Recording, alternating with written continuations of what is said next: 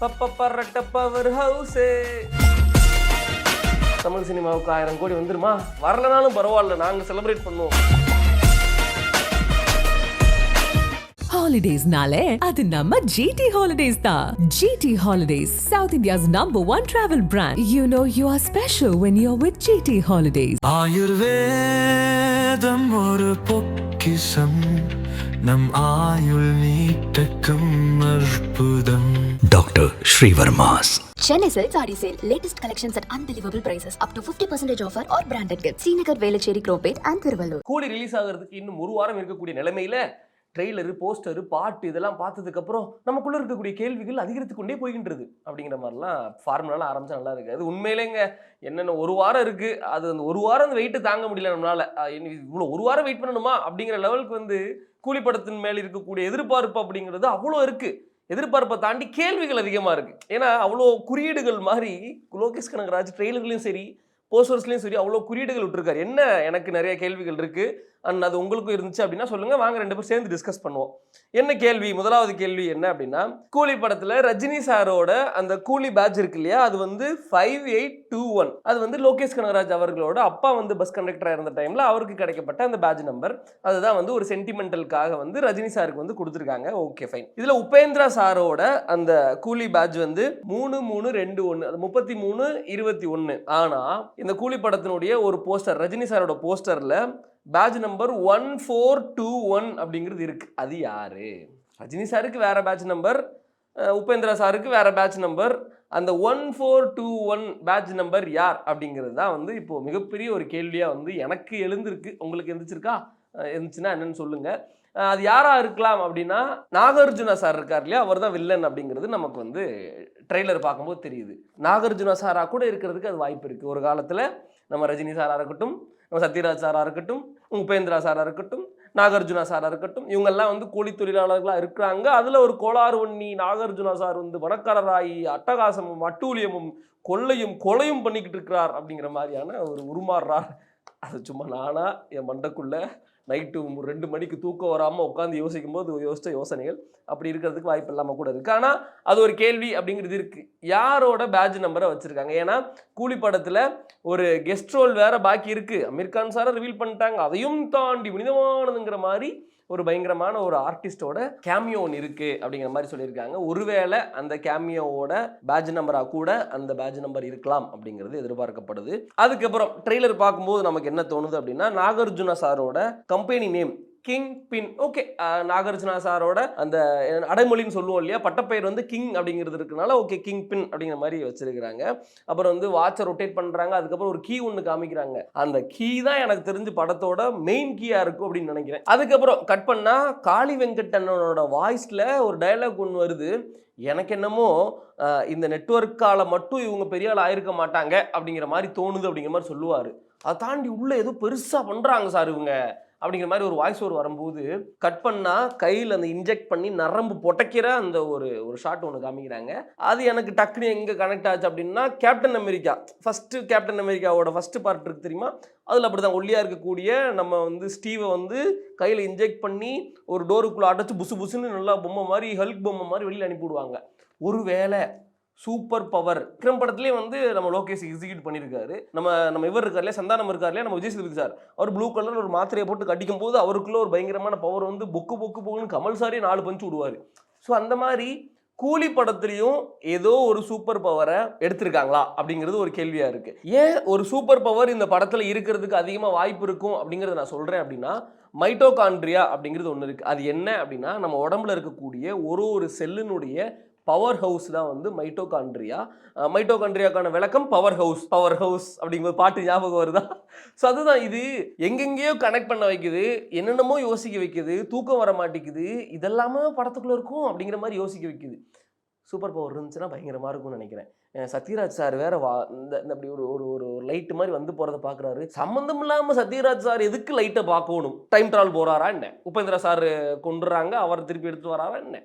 இல்லை அந்த batch number 1421 யாருங்கிறத கண்டுபிடிக்கிறாங்களா என்ன அப்படிங்கிற மாதிரி என்ன என்ன அப்படிங்கிற மாதிரி எக்கச்சக்கமான கேள்விகள் வருது. இந்த கேள்விகள் எல்லாம் பைத்தியக்காரத்தனமாக தான் தெரியும், எனக்கு தெரியுது, உங்களுக்கு அப்படி தான் தெரியும்னு நினைக்கிறேன். ஃப்ரீயாக விட்டுருங்க. அதுக்கப்புறம் ட்ரெய்லரில் நம்ம தேவா சார், ரஜினி சாரோட மேன்சன் காமிக்கிறாங்க. தேவா மேன்சன் உள்ள வந்து ஒரு டயலாக், டேய் பார்க்குற இடத்துலலாம் தோட்டாவை இறக்குங்கடா, பற்ற வச்சு செதறி வெடிக்கணும்டா அப்படிங்கிற மாதிரி ஒன்று சொல்கிறாங்க.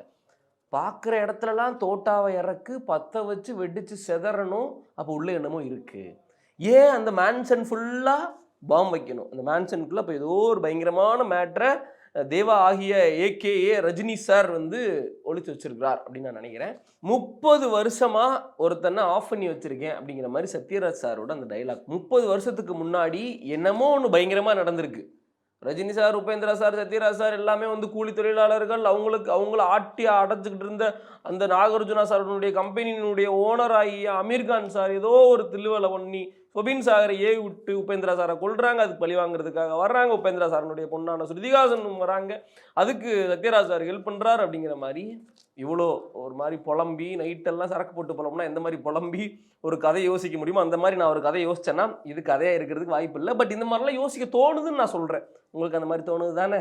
ஆமாம். அதுக்கப்புறம் சத்யராஜ் சார் வந்து ரஜினி சாரை கண்டிக்கிறாரு. உன்னை யாரும் இங்கே வர சொன்னா அப்படிங்கிற மாதிரி வந்து கண்டிக்கிறாரு. ஏதோ ஒரு காரணத்துக்காக ரஜினி சார் 30 வருஷமா வெளியிலே வராமல், எந்த ஒரு அடிதடியும் பண்ணாமல், எந்த இதுவும் கேட்காம ஒரு மாதிரி பதுங்கி இருந்த மாதிரியும், 30 வருஷத்துக்கு அப்புறம் ஏதோ ஒரு காரணத்துக்காக இதுதான் கரெக்டான டைம் வெளியில் வரணும் அப்படிங்கிறதுக்காக ரஜினி சார் வராங்க. ரஜினி சார் வந்ததுக்கு ஏன் நீ வந்த அப்படின்னு சத்யராஜ் சார் கேட்குறாங்க. எதுக்காக வந்திருப்பாங்க ரஜினி சார்? ரஜினி சாரோட ஒரு டயலாக் வந்து ரொம்ப எனக்கு கன்ஃபியூஷனை கொடுத்துச்சு. இந்த தேவா பற்றி தெரிஞ்சுக்கிட்டே நீ என்கிட்ட விளையாடி இருக்கியா அப்படிங்கிற மாதிரியான ஒரு டயலாக். அப்போது 30 வருஷத்துக்கு முன்னாடி தேவாகவாகிய ரஜினி சாரை பற்றி வில்லன் கேங்கில் இருக்கிற ஒருத்தருக்கு நல்லா தெரியும். அதாவது வில்லனுக்கு ரொம்ப நல்லா தெரியும் ஹூ இஸ் தேவா, என்ன பண்ணுவான், அவனை தொட்டா என்னென்னலாம் பண்ணுவான் அப்படிங்கிறது நல்லாவே தெரியும். தெரிஞ்சுக்கிட்டே அவர் மேலே திருப்பி கை வச்சிருக்கிறாங்க. ரஜினி சார் ஒரே பஞ்சில் அடித்து வாயெல்லாம் கிளிக்கி விட்டார் அப்படிங்கிற மாதிரி தான் வந்து தோணுது. அப்போது எனக்கு இந்த வில்லன் டீமும் வந்து விண்டேஜ் டீமாக தான் இருக்கிறதுக்கு வாய்ப்பு இருக்குது, புது டீமாக இருக்காது அப்படிங்கிற மாதிரி தான் வந்து எனக்கு தோணுது. அதாவது நம்ம நாகார்ஜுனா சார் டீம் இருக்கு இல்லையா, அந்த டீமை பற்றி சொல்கிறேன். என்னமோங்க எனக்கு இந்த மாதிரிலாம் தோணுது. உங்களுக்கு அந்த மாதிரிலாம் தோணுச்சு அப்படின்னா சொல்லுங்கள். ஏன்னா நாளுக்கு நாள் எப்போ வரும் கூலி, எப்போ வரும், வந்துருமா நாளைக்கா இன்னைக்கா அப்படிங்கிற மாதிரி அந்த ஒரு வார கேப்லேயே வந்து நமக்கு ஒரு மாதம் கேப் மாதிரி போயிட்டுருக்கு. இன்னும் ஒரே வாரத்தில் வந்து ரஜினி சாரனுடைய கூலி ரிலீஸ் ஆக போகுது. எக்கச்சக்கமான ஹைப் இருக்குது. அந்த ஹைப்புக்கு காரணம் only super star, one and only super star, OG super star Rajini sir தான். அதுக்கப்புறம் ராக் ஸ்டார் அனிருத் அவர்களோட மியூசிக். அதுக்கப்புறம் ஒரு பயங்கரமான ஒரு most wanted director Lokesh Kanagaraj அவர்களுடைய சினிமா மேக்கிங்கில் நம்ம ரஜினி சாரை பார்க்குறது அப்படிங்கிறது ரொம்ப ரொம்ப சூப்பர். ஏன்னா லோகேஷ் அண்ணாவோட சினிமா மேக்கிங் அப்படிங்கிறது ரொம்ப அட்டகாசமாக பிரமாதமாக இருக்கும். அதையும் தாண்டி விதமானதுங்கிற மாதிரி இந்த படத்தில் இருக்கக்கூடிய காஸ்ட் அண்ட் க்ரூ யார்? ஸ்ருதிகாசன் இருக்காங்க, சத்யராஜ் சார் இருக்கிறாங்க, காளி வெங்கட் வந்து ஒரு சின்ன போர்ஷன் பண்ணியிருக்கிறாங்களாமா, அமீர்கான் சார் இருக்கிறாங்க, உபேந்திரா சார் இருக்கிறாங்க, நாகார்ஜுனா சார் இருக்கிறாங்க, சோபின் சார் இருக்கிறாங்க, நம்ம பூஜா கிக்தே வந்து நிக்கா வந்துட்டு போகிறாங்க அப்படிங்கிற மாதிரி நிறைய காஸ்ட் அண்ட் க்ரூங்க. ஒரு கேமியோ, ஒரு சஸ்பென்ஸ் கேமியோ வேறு இருக்குங்கிற மாதிரி சொல்லியிருக்காங்க. அது என்ன அப்படிங்கிறது எனக்கு தெரில.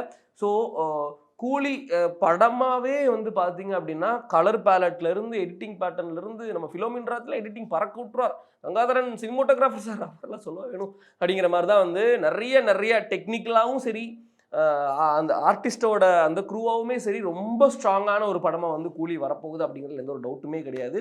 பொறுத்திருந்து பார்க்கலாம். தமிழ் சினிமாவுக்கு 1000 கோடி வந்துருமா?